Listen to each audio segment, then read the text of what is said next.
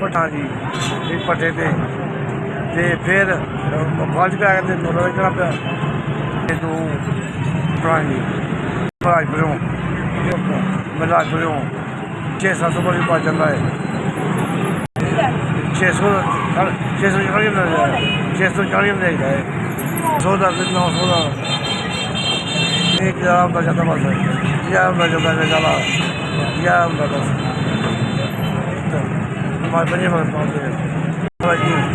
बराबर जी ने 4000 बराबर होता पूरे बच्चे की पूरा